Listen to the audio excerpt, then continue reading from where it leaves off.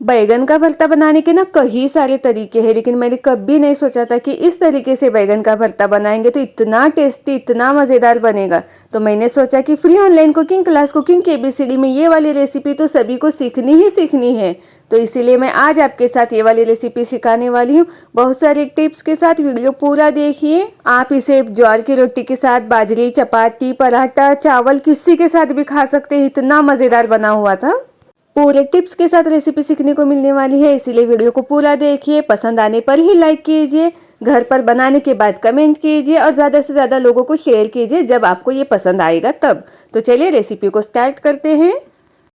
तो यहाँ पे लिए हैं मैंने 2 बड़े साइज के बैगन। तो हमारे यहाँ पे ग्रीन वाले ही बैगन मिलते हैं, पर्पल कलर के काले जो बैगन होते हैं हमारे यहाँ पे अवेलेबल नहीं होते, इसीलिए मेरे सारे रेसिपीज़ आपको ज़्यादातर ग्रीन वाले बैगन से ही देखने को मिलेंगे। तो बैगन को लेते वक्त ना भरता बनाने के लिए बड़े साइज़ में मोटा वाला बैगन लेना होता है।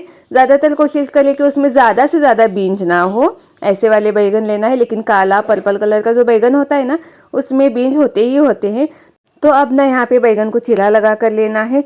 कोई कोई ना यहाँ पे बैगन को चीरा लगाने के पहले तेल लगा कर लेते हैं बैगन के ऊपर, या फिर बाद में, लेकिन मैं हमेशा बाद में लगाती हूँ क्योंकि मैं चाहती हूँ कि तेल की कुछ बूंदे अंदर भी चले जाए, जिससे बैगन सॉफ्ट बने, जल्दी से गल जाए। तेल लगाने की वजह से ये बहुत जल्दी गल जाता है। तो चीरा लगाने से ना बैगन अंदर कीड़ा है, खराब है, ये सब हमें पता चलता है। इसीलिए हमेशा बैगन को इस तरह से कट करके ही भुनने के लिए रखना है। तो देखिए मैंने यहाँ पे दोनों बैगन को कट करके ले लिया है। अब इसके ऊपर लगाएंगे तेल।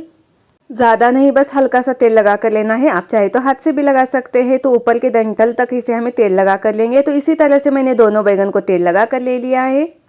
अब गैस के ऊपर कोई एक जाली सेट करनी है, या फिर आप ऐसे ही रख सकते हैं, या फिर कोई इस छन्ने टाइप में ना छोटी सी जाली भी आती है जो 10-15 रुपए में मिल जाती है बाज़ार में, वह भी रख सकते हैं। तो इस तरह से मैंने बैगन को रख लिया है। साथ में यहाँ पे रखेंगे हम 3 टमाटो गैस के ऊपर। तो टमाटो को भी हमें कट नहीं करना है, इसी तरह से भून कर लेना है। और यहाँ पे बैगन के अंदर मैं कोई मसाला मतलब लहसुन मिर्च नहीं डालने वाली हूँ। इसका बनाने का तरीका बिल्कुल ही अलग है। तो गैस की फ्लेम ऑन कर देंगे। गैस की फ्लेम मीडियम टू लो करते हुए इसे अलट पलट कर सेक कर लेना है। तो यहाँ पे बैगन काला होगा, लेकिन घबराना नहीं, ऊपर की स्किन ही काली हो जाती है, लेकिन बैगन अंदर से बहुत ही अच्छा रहता है, अच्छे से पक जाता है। तो यहाँ पे ग्रीन वाले बैगन पे ना कालापन बहुत जल्दी दिखने लगता है।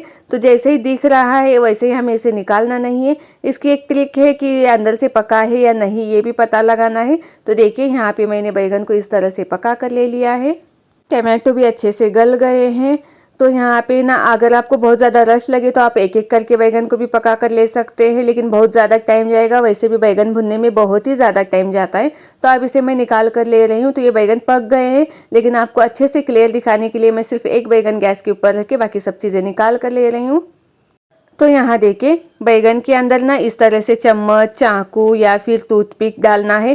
पूरे अंदर तक बैगन के चला जाना है, वो फौरन ही जाना चाहिए। तो समझ जाना है कि बैगन यहाँ पे पक गया है। आप कांटे वाला चम्मच भी ले सकते हैं। तो इस तरह से हमें चेक करना है कि बैगन पका है या नहीं, अंदर से सॉफ्ट होना चाहिए। हम इसे डालते ही ये फौरन ही अंदर चला जाना चाहिए। तो देखिए यहाँ पे सारे बैगन और टमाटो को ठंडे होने के लिए रख देना है। फ़ौरन ही पानी में भी नहीं डालना है, इसे नेचुरल तरीके से ही ठंडे होने देना है। तो यहाँ पे लिया है मैंने एक लोहे का तवा। रोटियाँ डालने के बाद हमें ये तवा यूज़ करना है, जिससे हमें ज़्यादा धोने के लिए बर्तन नहीं होंगे। तो यहाँ पे 2 हरी मिर्च लिए, इसके टुकड़े करके लिए हैं। और यहाँ पे लिए मैंने 12 से 15 लहसुन की कलियाँ, और हल्का सा तेल डालकर गैस की फ्लेम लो टू मीडियम रखते हुए इसे भून कर लेंगे। तो देखिए इसके ऊपर इस तरह से दाग आने चाहिए, हल्का सा कलर चेंज होना चाहिए, इतना हमें इसे भून कर लेना है। और इसे अब निकाल कर लेंगे। तो देखिए यहाँ पे जब तक मिर्च और लहसुन ठंडा होता है, तो यहाँ पे हमारे टमाटो और बैगन भी ठंडे हो गए। अब हम इसे छिलके निकाल कर लेंगे। तो आप उसे कांटे वाले चम्मच से या चाकू की सहायता से इस तरह से छिलके निकाल कर ले सकते हैं, और ये हाथ से भी फ़ौरन ही निकल जाते हैं। तो मैं इसे हाथ से निकाल रही हूँ, लेकिन ये जब तक पूरी तरह से ठंडे नहीं होते तब तक इसके छिलके निकलेंगे नहीं, इसीलिए इसे पूरी तरह से ठंडा करके लेना है। तो देखिए किस तरह से फ़ौरन ही निकल रहे हैं। उसी तरह से यहाँ पे मैं टमाटो के छिलके भी निकाल कर ले रही हूँ। तो देखिए टमाटो के छिलके भी फ़ौरन ही निकल रहे हैं। तो इसी तरह से मैं दोनों के छिलके निकाल कर ले रही हूँ, टमाटो और बैगन के। अब इसके ऊपर वाला जो डंठल का हिस्सा होता है उसे आप चाकू की सहायता से या फिर हाथ से भी निकाल सकते हैं। पकने की वजह से ये हाथ से फ़ौरन ही निकल जाता है। तो ज़्यादा भी नहीं निकालना है, बस थोड़ा सा निकाल कर लेना है। अब यहाँ पे इस बैगन को मैश करके लेना है। पकने की वजह से ये फौरन ही मैश हो जाता है। तो देखिए कांटे वाले चम्मच से आराम से मैश हो रहा है। आप चाहे तो हाथ से, चाकू से मैश कर सकते हैं। टमाटो को भी इसी तरह से मैश करके लेंगे और साथ में बचा हुआ बैगन को भी इसी तरह से मैश करके लेंगे। तो देखिए अब यहाँ पे मैंने ली है कढ़ाई। कढ़ाई में डालेंगे 2 चम्मच तेल। बैगन का भरता बनाने के लिए थोड़ा सा तेल ज़्यादा यूज़ होता है। तेल जैसे ही गर्म होते हैं उसमें डाल रही हूँ प्याज। तो यहाँ पे प्याज की क्वांटिटी मैंने बड़े वाले 3 प्याज लिए हैं और उसी के अंदर यहाँ पे मैंने थोड़ी सी धनिया पत्ती भी डाली है। इससे टेस्ट भी अच्छा आता है और दिखने में भी अच्छा लगता है। तो गैस की फ्लेम लो टू मीडियम करते हुए इसे पका कर लेना है। कितना पकाना है? जितना ये ट्रांसलेट नहीं हो जाता उतना ही पकाना है, गोल्डन ब्राउन नहीं करना है।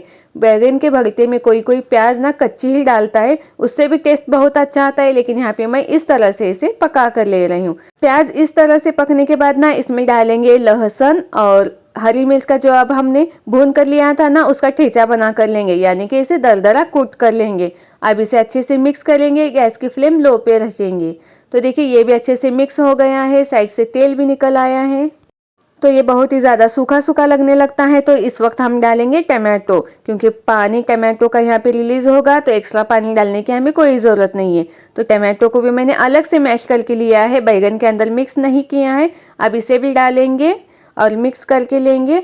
तो अब यहाँ पे डालेंगे आधा चम्मच नमक। तो स्वादानुसार नमक डालिए। आधा चम्मच या फिर पाव चम्मच हल्दी। अगर आपको बैगन का भरते का कलर लाल में चाहिए तो हल्दी का इस्तेमाल थोड़ा सा कम कीजिए। इसे भी मिक्स करके लेंगे, क्योंकि हल्दी डालने की वजह से कलर थोड़ा चेंज हो जाता है, पीला कलर हो जाता है। अब यहाँ पे डालेंगे 1 चम्मच कश्मीरी लाल मिर्च पाउडर, या फिर आप जो घर पर नॉर्मल यूज़ करते हैं वह भी डालेंगे तो भी चलेगा।